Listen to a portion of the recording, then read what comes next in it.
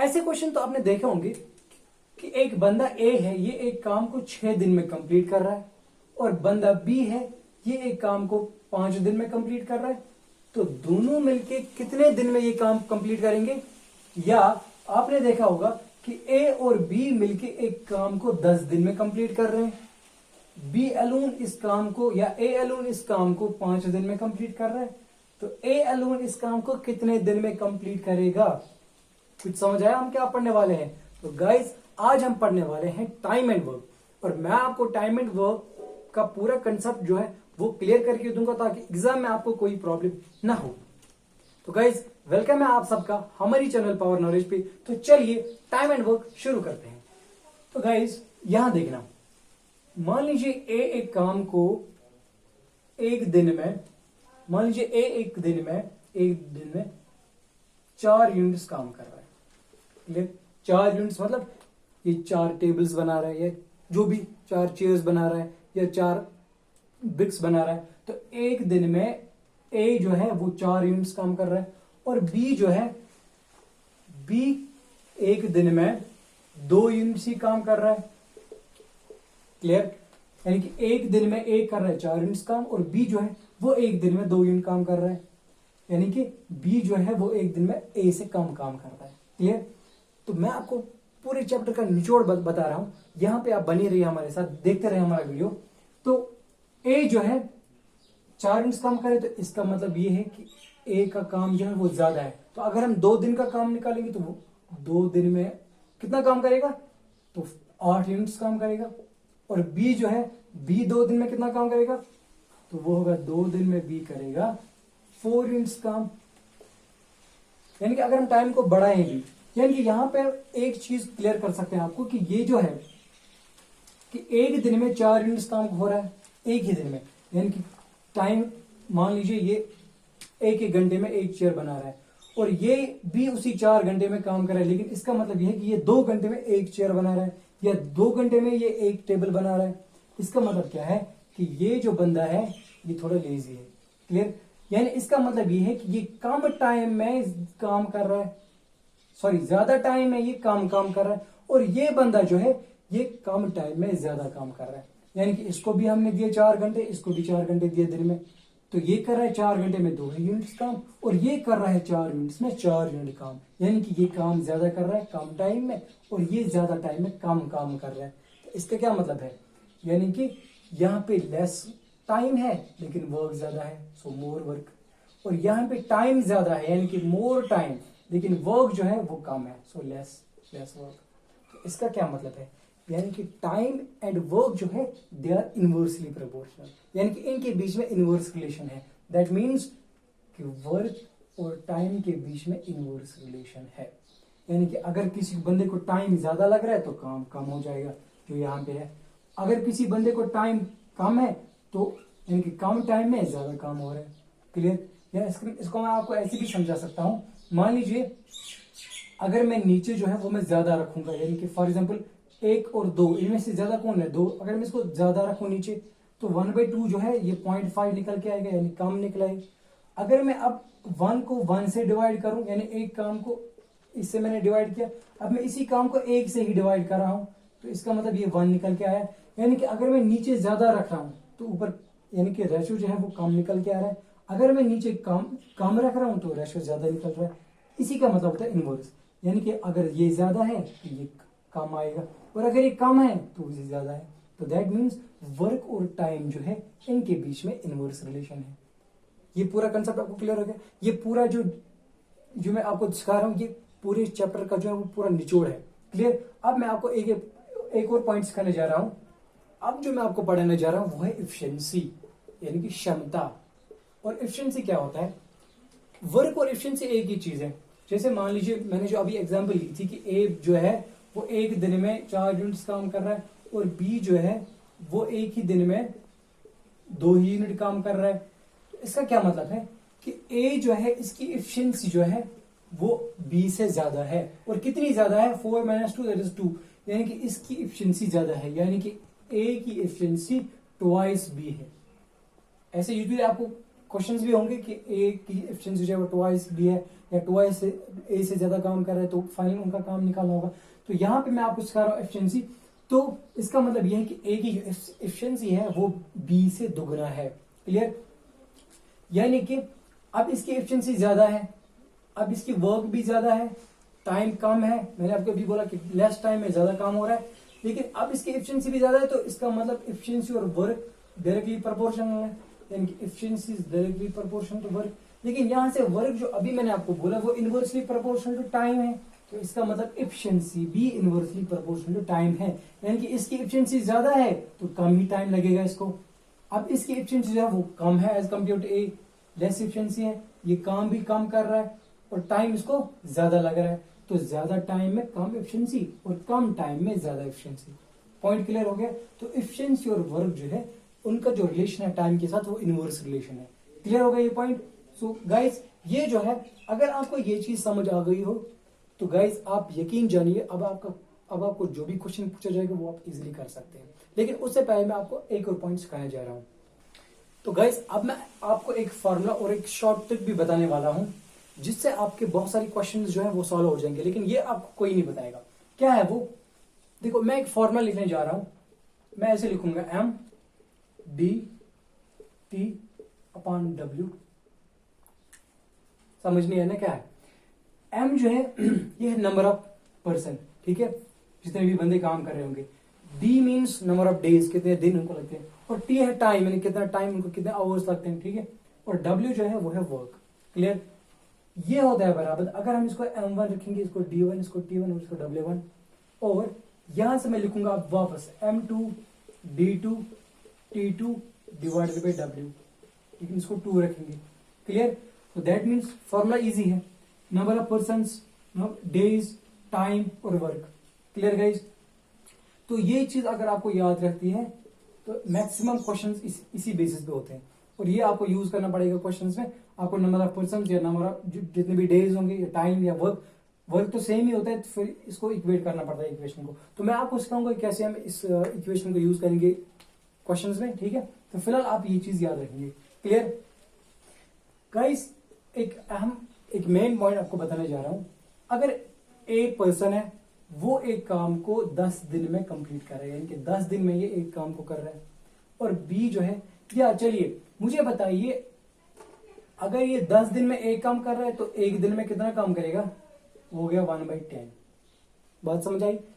अगर बी है, अगर ये 5 दिन में एक काम को कर रहा है, 5 दिन में एक काम कर रहा है, तो मुझे बताओ एक दिन में बी कितना काम करेगा? होगा 1/5। बात समझ आई? तो ऐसे हम निकालते हैं एक दिन का काम। अगर आपको वहां से 10 डेज का काम दिया है या n डेज, यानी कि नंबर ऑफ डेज जितने भी होंगे, तो आपको जो एक दिन का काम होगा वो होगा 1/n। n means number of days जितने भी होंगे। तो चलिए अब हम डायरेक्टली चलते हैं क्वेश्चन पे, और आपको दिखाता हूँ बहुत सारी ट्रिक्स और बहुत सारी चीजें मैं सिखाने जा रहा हूँ क्वेश्चन में। तो चलिए स्टार्ट करते हैं।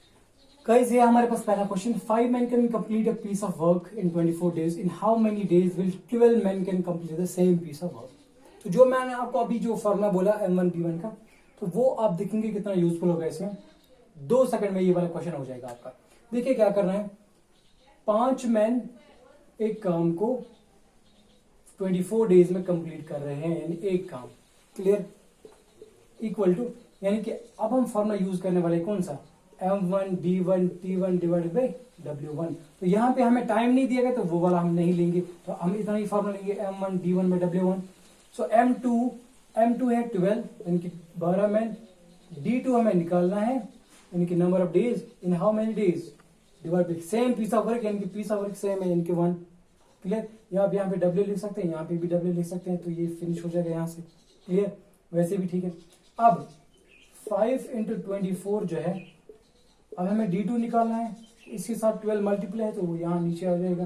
क्लियर? सो 12 1 12 2 24, तो बचा 5 2 10, यानी कि 12 मैन फिर 10 दिन में ये काम कंप्लीट कर सकते हैं। Clear? So D2 will be 10। तो हमारे पास ऑप्शन है D. Clear? So this is the option. तो बहुत सिंपल हुआ इस छोटे से फॉर्मूला से। अगर आपको ये चीज याद रहता है तो 2 सेकंड में ऐसे क्वेश्चन हो जाएंगे। चलिए चलते हैं और क्वेश्चन पे। तो गाइस ये हमारे पास question, A completes a work in 10 days, B completes a work in 15 days, यानी कि सेम वर्क को ये 15 दिन में कर रहा है और एक कर रहा है 10 दिन में। इफ दे वर्क टुगेदर, अगर ये मिलके काम करेंगे तो how many days work will be complete, कितने दिन में वर्क जो है कंप्लीट हो जाएगा। तो गाइस इसके मैं आपको दो तरीके सिखाता हूँ कि कैसे ऐसे क्वेश्चन को हम करेंगे। तो आपको फिर जो अच्छा लगता है वो वाला आप करिए, ठीक है। पहले क्या करेंगे हम, देखो ए कर रहा है 10 डेज में एक काम कंप्लीट, तो बताइए मुझे एक दिन में कितना करेगा, दैट इज 1/10, यानी ए कर रहा है एक दिन में 1/10 वर्क, और बी जो है ये कर रहा है 15 डेज में एक काम, यानी कि सेम वर्क, यानी कि एक काम कर रहा है 15 डेज में, तो बी एक दिन में कितना काम करेगा, तो 1/15, जो मैंने आपको पहले भी सिखाया इंट्रोडक्शन में। तो अब क्या करना है, अब हमें निकालना है अगर ये मिलके काम करेंगे, यानी कि इनको हम ऐड करेंगे सीधे, यानी कि 1/10 प्लस 1/15 दोनों को ऐड करेंगे तो हमें मिलके कितने दिन लगेंगे, सो दिस विल बी, यहां से इसको क्रॉस मल्टीप्लाई करेंगे, सो 15 प्लस यहां से 10 divided by 15 into 10 that is 150। तो उसके बाद ये हो जाएगा 25 divide by 150, clear. So 25 6 are 150, तो हमें आ गया 1/6। तो ये काम है, मैंने आपको पहले भी बताया टाइम और वर्क के बीच में क्या रिलेशन है, इनवर्स रिलेशन है, यानी कि अगर ये काम है तो इसको उल्टा करेंगे तो टाइम मिलेगा, यानी कि 6, तो the work will be 6 days, तो हमें 6 दिन लगेंगे अगर ये साथ में मिलकर काम करेंगे। क्लियर गाइस, ये पॉइंट समझ आ गया। ये तो पहली चीज है, अगर आपको ये सही लगता है ठीक, तो चलिए मैं आपको दूसरी ट्रिक भी बताता हूं कि उसको कैसे करेंगे। तो चलिए सिंपल सी ट्रिक है, ए कर रहा है काम को 15 दिन में कंप्लीट, और बी ए कर रहा है 10 दिन में कंप्लीट, और बी जो है वो कर रहा है 15 दिन में कंप्लीट। क्लियर, दोनों का एलसीएम निकालो, कितना आएगा, वो 30 आएगा। और एलसीएम अगर आपको नहीं आता है तो हमारा वो वाला लेक्चर आप देखिए, तो इन दो का एलसीएम 30 आएगा। दैट मीन्स इनको 30 यूनिट्स काम करने पड़ेंगे टोटल, यानी कि मिलके ये 30 यूनिट्स काम कर रहे हैं। यहां तक क्लियर है। अब अगर हम ए का काम निकालेंगे एक दिन का, तो वो होगा 30/10 दैट इज 3। अब हम बी का निकालेंगे एक दिन का, तो 30/15 दैट इज 2। क्लियर गाइस, अब मिलके काम करना है, इनके इन दो को ऐड करना पड़ेगा। देखो ए कर रहा है 3 दिन में काम, यानी कि 3 यूनिट्स काम कर रहे हैं एक दिन में, और बी जो है वो 2 यूनिट्स काम कर रहे हैं एक दिन में। एक दिन में दोनों कितने काम करेंगे, हो गया 3 + 2 दैट इज 5, तो 5 यूनिट्स वर्क करेंगे ये मिलके एक दिन में। अब कितने दिन में ये 30 यूनिट्स काम करेंगे, तो आपको क्या करना होगा, ये जो एलसीएम है इसको डिवाइड कर दो, ये जो 5 यूनिट्स है, तो कितना आएगा, 5 1 जार 5 6 जार 30, तो 6 डेज लगेंगे इसको 30 यूनिट्स काम करने में। तो ये एक दूसरी ट्रिक है आपको। अब आपको ये वाली सही लगती है, छोटी लगती है, जैसे आपका टाइम बचता है वो वाली ट्रिक आप फॉलो कीजिए। तो चलिए क्वेश्चन है, A B together can do a piece of work in 4 days. 4 दिन में ए और बी मिलके काम कर रहे हैं एक काम को। If A alone can do it in 6 days, A अकेला उसी काम को 6 दिन में कंप्लीट कर रहा है, तो बताइए guys in how many days B alone can complete the work, B उसी काम को कितने दिन में कंप्लीट करेगा। तो ऑप्शन हमारे पास है 12, 8, 9 एंड 6 डेज। तो चलिए इस क्वेश्चन को हम कैसे करेंगे, शॉर्ट ट्रिक से ही फॉलो करेंगे। तो क्या करेंगे, ए और बी यानी कि दोनों मिलके उस काम को कर रहे हैं 4 दिन में, और ए जो है वो अकेला इस काम को कर रहा है 6 दिन में। बात समझ आई। तो दोनों का पहले एलसीएम निकालेंगे शॉर्ट ट्रिक से, तो 4 और 6 का एलसीएम जो है दैट इज 12। क्लियर, उसके बाद यानी कि 12 यूनिट्स इनको काम करना है, तो ये कर रहा है 4 डेज में, तो एक दिन में कितना होगा, 12/4 दैट इज 3, 6/12 दैट इज 2, यानी कि ए जो है वो 2 दिन में, यानी एक दिन में 2 काम कर रहा है, 2 यूनिट्स काम कर रहा है। अब हमें क्या करना है गाइस, बी अलोन का काम निकालना है। जब अगर हमें टोटल यानी कि टुगेदर काम निकालना होगा तो इस चीज को आप ऐड करेंगे। अगर आपको अलोन काम निकालना होगा, अकेले का काम, तो आप इनको सब्ट्रैक्ट करेंगे। क्यों, देखो ये तो हो गया दोनों का काम, और ये बी का काम है, ये ए का काम है। अब हमें बी कैसे मिलेगा, हम इसको माइनस करेंगे तो ए खत्म, तो बी का काम निकलेगा, इनको माइनस करेंगे तो 3 - 2 इज 1। दैट मीन्स अगर देखो मिलके कर रहे हैं 3 यूनिट्स काम, लेकिन ए कर रहा है 2 यूनिट्स काम, इसका मतलब 2 में से कितना बचा, 1, 3 में से 2 निकालेंगे तो 1 बचा, यानी कि ए जो है, बी जो है वो सिर्फ 1 ही यूनिट काम कर रहा है। तो मुझे बताओ एक दिन में 1 यूनिट काम कर रहा है, मुझे बताओ 12 डेज, इसको 12 यूनिट्स काम करने तो कितने दिन लगेंगे इसको, तो 12 को इस 1 से डिवाइड करेंगे तो 12 ही बचा। दैट मीन्स उसको एक जो है इसको ये काम, या बी जो है इसको ये काम कंप्लीट करने में 12 दिन लगेंगे। सो 12 days, so 12 days is the option. बहुत सिंपल सी ट्रिक है, बस मैं आपको समझा रहा हूं ताकि आपको कोई प्रॉब्लम ना हो।